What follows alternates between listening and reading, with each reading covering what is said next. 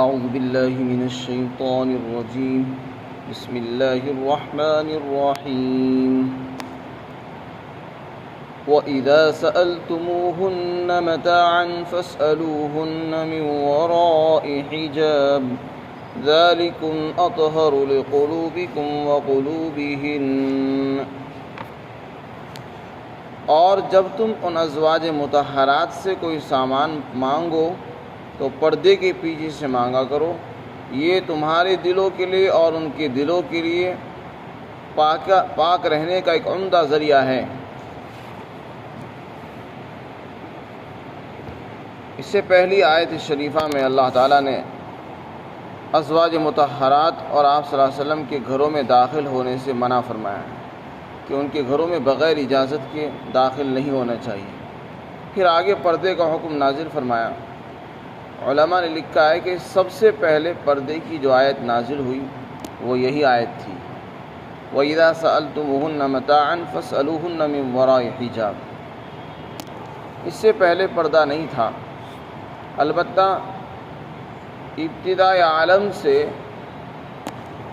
ستر اور اسی طرح شرم اور حیا مردوں اور عورتوں کا اختلاط نہیں پایا جاتا تھا۔ اللہ تعالیٰ نے آپ صلی اللہ علیہ وسلم کو مبعوث فرمایا تو شروع اسلام کے اندر پردہ نہیں تھا۔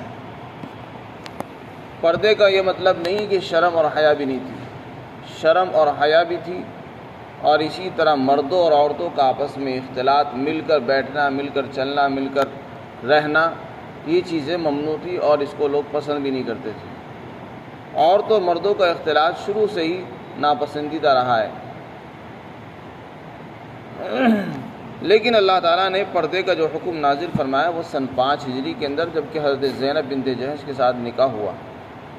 وہ بیٹھی ہوئی تھی، آپ نے کچھ لوگوں کی دعوت کی، جس جگہ وہ بیٹھی ہوئی تھی تو انہوں نے اپنا رخ اور اپنا چہرہ دیوار کی طرف کر رکھا تھا، جس کی وجہ سے لوگوں کی نظر نہ پڑے۔ حالانکہ اس وقت پردہ کا حکم نہیں آیا تھا، لیکن پھر بھی وہ شرم اور حیا کی وجہ سے دیوار کی طرف رخ کر کے وہ بیٹھی تھی، اور آپ کو اس کی وجہ سے تکلیف ہو رہی تھی کہ لوگ آ رہے ہیں دعوت میں، کھانا کھا رہے ہیں اور بیٹھے ہوئے ہیں۔ تو پھر اللہ تعالیٰ نے مستقل آیت نازل فرما کر بتا دیا کہ جب کسی عورت سے بھی کوئی سامان مانگنے کی ضرورت پیش آ جائے تو پردے کے پیچھے سے مانگنا چاہیے۔ ویسے تو بلا ضرورت بات کرنا ہی منع ہے، لیکن ضرورت کے وقت بات کرنے کی اجازت ہے، اور وہ بھی پردے کے پیچھے سے۔ اس میں ارشاد فرمایا، علماء نے لکھا ہے کہ 2 چیزیں یہاں پر الگ الگ ہیں، ایک ستر عورت ہے، دوسرا پردہ ہے۔ ستر کے معنی وہ حصہ آتا ہے جس کا ہر وقت چھپانا فرض ہے، جیسے مرد کے لیے ناف سے لے کر گھٹنوں کے نیچے تک، اور عورتوں کے لیے پورا بدن سوائے چہرے کے اور ہتھیلیوں کے اور دونوں پیروں کے، پورے بدن کو چھپانا فرض ہوتا ہے۔ اس کو ستر کہتے ہیں۔ یہ ہر حال میں ہوتا ہے، چاہے نماز کی حالت میں ہو یا نماز سے باہر ہو، ہر حال میں ستر چھپانا فرض ہے۔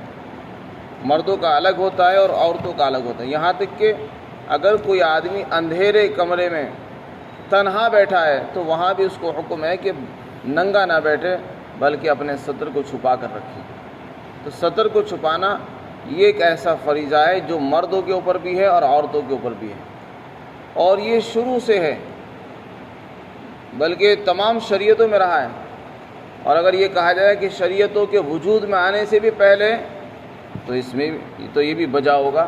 چنانچہ جب حضرت آدم علیہ السلام جنت میں داخل کی گئے اور حضرت حوا بھی وہیں پر موجود تھی، اور ان کو یہ کہا گیا تھا کہ فلاں درخت کا پھل نہیں کھانا ہے، لیکن انہوں نے کھا لیا تھا شیطان کے بہکائے میں آ کر، تو پھر اس کے نتیجے میں ان کا جو ستر تھا وہ کھل گیا، جنتی لباس اتر گیا اور ستر کھل گیا۔ تو جب ستر کھل گیا تو وہ جنتی درختوں کے پتوں سے اپنے ستر کو چھپانے لگے۔ فَطَفِقَا يَخْصِفَانِ عَلَيْهِمَا مِن وَرَقِ الْجَنَّةِ، جنت کے پتے اٹھا کر اپنے ستر پہ چپکانے لگے تھے۔ تو اس سے پتہ چلتا ہے کہ شرم اور حیا اور ستر یہ پہلے سے ہی ہے۔ اسی طرح تمام شریعتوں میں ستر چھپانے کا حکم رہا ہے۔ ستر کے اندر عموم ہے، مردوں کے لیے بھی سطر ہے، عورتوں کے لیے بھی ہے، خلوت اور تنہائی میں بھی ہے اور جلوت میں بھی ہے، دونوں حال میں ہے سطر، اور شروع سے ہے، ہر شریعت میں رہا ہے۔ ایک دوسرا فریضہ ہے پردہ۔ پردے کا حکم شروع میں نہیں تھا، بعد میں آیا۔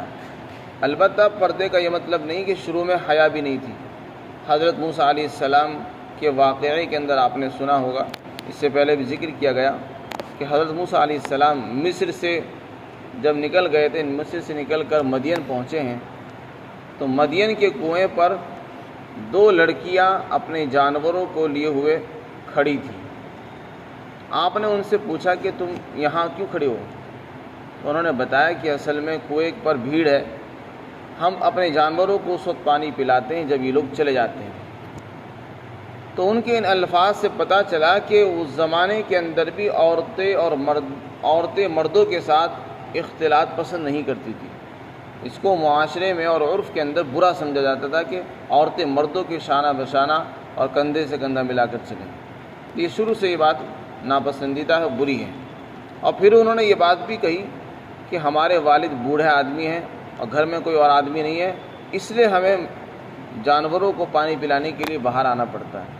تو اس میں ان کے الفاظ میں یہ بھی معلوم ہو رہا ہے کہ اس زمانے کا جو معاشرہ تھا وہ یہ تھا کہ باہر کے جو کام ہیں وہ عورتوں کے سپرد نہیں تھے، باہر کے کام مرد ہی انجام دیتے تھے۔ ہاں یہ کہ کسی کو مجبوری ہو، کوئی گھر میں مرد نہ ہو، تو پھر عورتیں مجبوری میں نکلا کرتی تھیں، اور مجبوری میں نکل کر بھی وہ مردوں کے ساتھ اپنے جانوروں کو پانی نہیں پلاتی تھی، بلکہ پہلے مردوں کو موقع دیتی، جب وہ فارغ ہو جاتے اس کے بعد پھر اپنے جانوروں کو پانی پلاتی تھی۔ تو اس سے خود پتہ چلتا ہے کہ وہ اس زمانے کے اندر بھی مردوں اور عورتوں کا آپس میں مل کر بیٹھنا، مل کر رہنا یہ پسندیدہ نہیں تھا۔ یہ تو آج کے یورپین اقوام نے ایک نئی تہذیبیں جو شروع کی ہے، ان کو دیکھا دیکھی ہمارے اندر یہ چیزیں پیدا ہو گئی ہیں، ورنہ ہمارے معاشرے میں بھی یہ باتیں نہیں تھی۔ اسلامی معاشرہ بھی اس کو پسند نہیں کرتا ہے کہ مرد اور عورتیں دونوں ایک ساتھ رہیں اور ایک ساتھ کام کریں، بلکہ اللہ نے دونوں کی بناوٹ ہی الگ بنائی ہے۔ دونوں کا جسم کی بناوٹ اگر آپ دیکھیں تو بالکل الگ ہے، مزاج بھی الگ ہے، فطرت بھی الگ ہے، اور دونوں کے کام اور ذمہ داری بھی اللہ نے الگ رکھی ہے۔ عورت کی ذمہ داری ہے کہ وہ گھر میں رہے، گھر کے کام سنبھالے، گھر کو دیکھے، بچوں کی پرورش کرے، ان کو بہترین تربیت دے کر ان کو بڑا کرے۔ اسی طرح شوہر کی ذمہ داری ہے کہ وہ گھر کے باہر کے کاموں کو انجام دے، معاش کی فکر کرے، اور عورت کی ذمہ داری ہے کہ گھر بنائے، بچوں کو اس قابل بنائے کہ وہ آگے چل کر کچھ دین کی خدمت کر سکے۔ یہ عورت کی ذمہ داری لگائی گئی۔ اگر عورت کو بھی باہر نکال دیا جائے گا اور مرد بھی باہر رہے گا تو بتائیے کہ پھر اولاد کی تربیت کون کرے گا؟ اولاد اس قابل کیسے بنے گی کہ وہ لوگوں کو پڑھائے، لوگوں کو سلیقہ سکھائے، زندگی کے آداب سکھائے گی؟ پھر تو اولاد بھی جہاں چاہے گی جائے گی۔ جب وہ دیکھتی ہے کہ ماں باپ بھی ہمارے نہیں ہیں تو بچے بھی آزاد ہو جاتے ہیں۔ تو خلاصہ یہ ہے کہ پردے کا، سطر کا حکم تو شروع سے ہے، پردہ پہلے نہیں تھا، البتہ اختلاط پہلے بھی پسندیدہ نہیں تھا۔ پردے کا حکم کب آیا؟ سن 5 ہجری کے اندر، جب حضرت زینب کے ساتھ نکاح ہوا، اس وقت یہ آیتیں نازل ہوئی۔ تو سب سے پہلی آیت جو اتری ہے وہ یہی ہے۔ اسی کے بعد پھر دوسری آیت آئی وَقَرْنَ فِي بُيُوتِكُنَّ، کہ اپنے عورتوں کو فرمائیں کہ وہ اپنے گھروں میں رہیں۔ اسی طرح سورہ نور کی آیتیں نازل ہوئی۔ سورہ نور میں 3 آیتیں ہیں، 4 آیتیں یہاں پر ہے، کل 7 آیتیں پردے سے متعلق آیتیں نازل ہوئی۔ پھر یہ بات یاد رہنی چاہیے کہ پردہ جو ہے وہ اصل جو پردہ ہے، جو شریعت چاہتی ہے، وہ کیا ہے؟ آج کی قومیں اور آج کی امت اور عورتیں پردے کو بھول چکی ہیں، وہ جانتی نہیں کہ پردہ کیا ہے۔ وہ تو دیکھا دیکھی پردہ کر رہی ہیں، اس کو پردہ نہیں کہتے۔ پردے سے اصل مقصود کیا ہے، شریعت کیا چاہتی ہے؟ تو ان دونوں آیتوں پر اگر آپ نظر کریں گے، وَإِذَا سَأَلْتُمُوهُنَّ مَتَاعًا فَاسْأَلُوهُنَّ مِنْ وَرَاءِ حِجَابٍ، ایک آیت، اور دوسری وَمَنْ يَقْنُتْ کے شروع میں وَقَرْنَ فِي بُيُوتِكُنَّ وَلَا تَبَرَّجْنَ تَبَرُّجَ الْجَاهِلِيَّةِ الْأُولَىٰ، یہ 2 آیتیں اگر آپ سامنے رکھیں گے تو اس میں شریعت کی منشا کا پتہ چلتا ہے کہ شریعت یہ چاہتی ہے کہ عورت کا وجود مردوں کی نگاہوں سے چھپا ہوا رہے، ان کا پورا جسم ہی نظر نہ آئے، یا تو وہ گھروں کے اندر ہو یا لٹکے ہوئے پردوں میں ہو یا خیموں کے اندر ہو، ان کا پورا وجود ہی چھپا ہوا ہو، ان کی چھاؤں بھی مردوں کو نظر نہ پڑے۔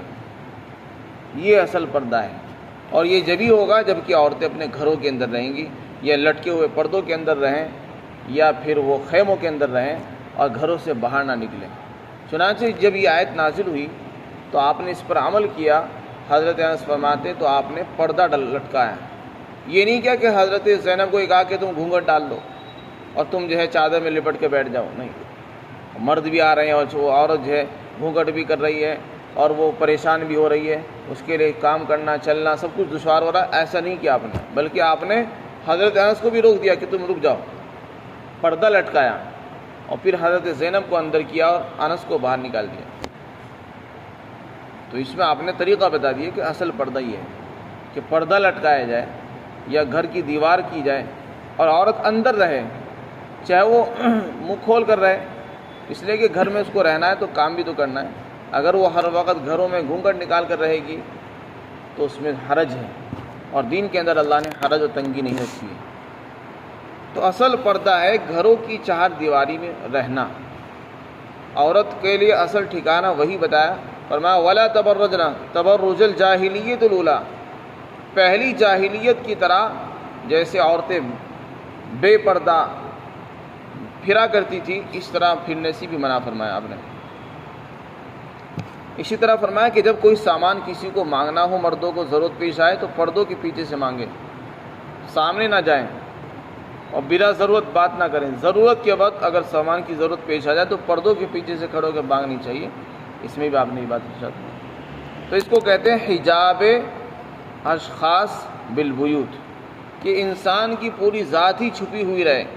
یہ جبھی ہوگا جب عورت اپنے گھروں کے اندر رہے گی اور گھروں سے باہر نہیں نکلے گی۔ یہ پردے کا جو حکم ہے یہی اصل پردہ ہے اور یہی شریعت کا مقصود ہے، اور یہ پردے کا پہلا درجہ ہے۔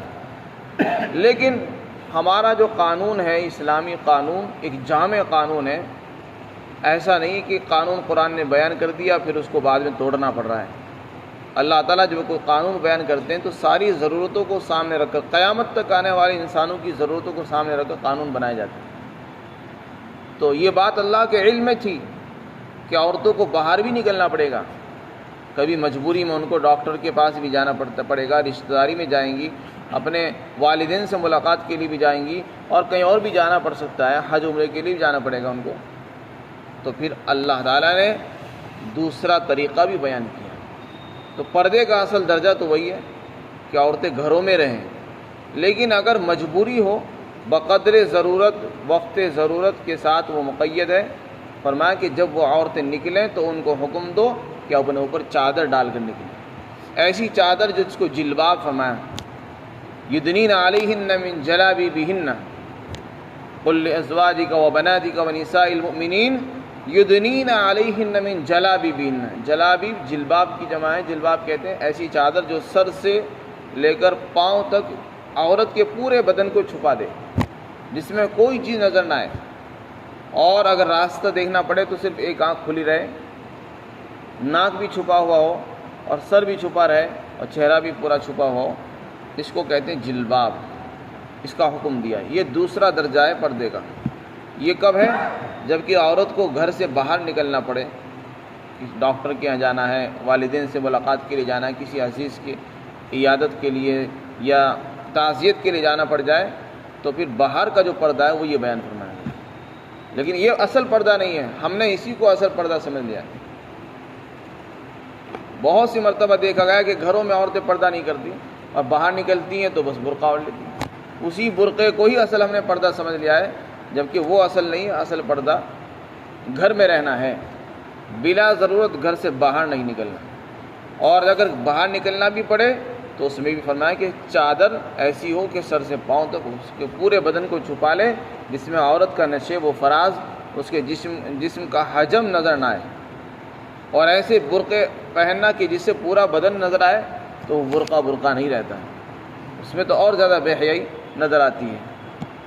تو اس لیے ایسے برقعوں سے بھی بچنے کی ضرورت ہے جس میں بجائے پردے کے اور زیادہ اظہار ہو جائے، تو یہ دوسرا پردہ ہے۔ اس کا بیان آئندہ کچھ آیتوں کے اندر آ رہا ہے۔ یہاں پر جس پردے کا بیان ہے وہ پردے کا پہلا درجہ ہے۔ تو خلاصہ یہ ہے کہ پردہ جو ہے وہ عورتوں کے اوپر ہے، اور پردے کے لیے اللہ تعالیٰ نے کچھ خاص شرائط رکھی ہیں کہ وہ عورتیں گھروں میں رہیں گی اور باہر نکلنے کے لیے چادر وغیرہ یا برقع وغیرہ کا استعمال کریں گی اور اپنی ایک آنکھ کو کھلا رکھیں گی۔